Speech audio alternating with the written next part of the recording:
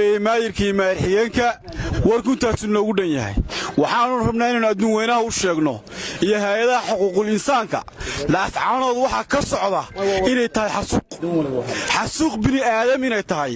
ugu dulqaaday meena shacabka yagiina doortay shalayto in maanta BM iyo lala dhaco iyo suuq lala dhaco oo Muuse ku amro ugu dulqaadan meeno Muuse hadduu ciidamadiisa kala bixin magaalada oo soo joojin duqeynta kuwa ciidamada hogaaminaya furmaha taagan waa annaga weeye waxaan idin sheegaynaa reer laascaanood iyo reer sool sanaaga caynow nafar intuu naga nool yahay joojin xabadda horta hadalku inta maayirka iyo maayir ku-xigeenku geysteen buu ku dhan yahay annaga xukunna buu leeyahay Muuse biixi magaalada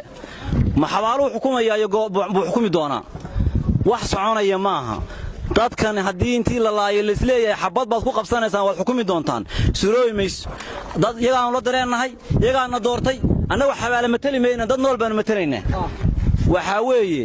waxa meesha ka socda waa gumaad wasaaradda arrimaha gudaha iyo madaxtooyada waxa lagu soo qorayaa oo beeshka la soo gelinaya argagixisaan la dagaalamayna argagixisaan dagaalka wadin Puntland baan wadin cid kale aan wadinin waa dadkii shacabka ahaa ee dareenkooda maalmihii dhawaad cabirayay dadka aan baa xabadii la dhacay oo la leeyahay see dareenkiina u cabirteen waxa socdaana waa xasuuq intaas aanu golaha yagi deegaanka oo dhan cadaynaynaa wassalaamu calaykum raxiim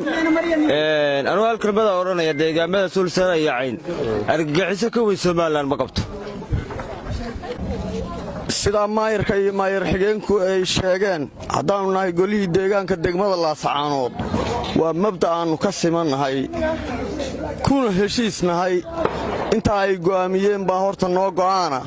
waxaannu sheegaynaa oo caddaynaynaa inaan meeshan argagixiso joogin waxaannu caddaynaynaa in maamulkii Soomaaliland iyo islaynayaan iyo shacabkii reer Laascaanood iyaguna ay xasuuqayaan haddii Muusow aad rajo ka qabtid shacabka Laascaanood ee aad xasuuqasid waad ka dayn lahayd